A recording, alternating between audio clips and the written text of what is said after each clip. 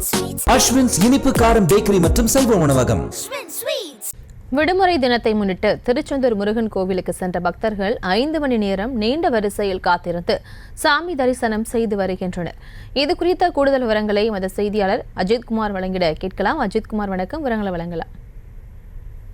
பிரியங்கா, அதாவது தமிழகத்தில் அறுபடை வீடுகளில் 2ஆம் படை வீடாக கருதப்படக்கூடியது திருச்செந்தூர் சுப்பிரமணிய சுவாமி திருக்கோவில்.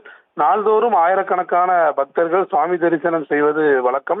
குறிப்பாக விடுமுறை தினங்கள் மற்றும் திருவிழா காலங்களில் அதிக அளவிலான பக்தர்கள் திருக்கோவிலுக்கு வருவது நம்மள பார்க்க முடியும். இந்த நிலையில இன்று ஞாயிறு விடுமுறை தினம் மற்றும் தமிழ் மாதமான மாசி மாத முதல் சுபமுகூர்த்த தினமாக கருதப்படக்கூடியது. இதனால் இன்று அதிகாலை முதலே தமிழகத்தின் பல்வேறு பகுதிகளிலிருந்தும் பக்தர்கள் சுவாமி தரிசனத்திற்காகவும் திருமண நிகழ்ச்சிகளுக்காகவும் திருச்செந்தூர் கோவிலில் குவிந்த வண்ணம் இருந்தார்கள். அந்த காட்சிகளை நம்மால் பார்க்க முடிந்தது. இந்த நிலையில கோவிலில் வரக்கூடிய பக்தர்கள் கடலில் புனித நீராடியும் புனித தீர்த்தமான நாளிக்கிணறு தீர்த்தத்திலும் புனித நீராடியும் கோவிலில் அமலில் உள்ள 100 ரூபாய் கட்டண தரிசனம் மற்றும் பொது தரிசன வரிசைகளில் சுமார் 5 மணி நேரத்திற்கும் மேலாக காத்திருந்து சுவாமி தரிசனத்தில் ஈடுபட்டு வருகின்றனர். இன்று ஞாயிற்றுக்கிழமை என்பதால் கோவில் நடை அதிகாலை 4 மணிக்கு திறக்கப்பட்டது. தொடர்ந்து 5 மணிக்கு விஸ்வரூப தீபாராதனை, உதய மார்த்தாண்ட அபிஷேகம் என தொடர்ந்து மற்றகால பூஜைகள் நடைபெற்று வருகிறது.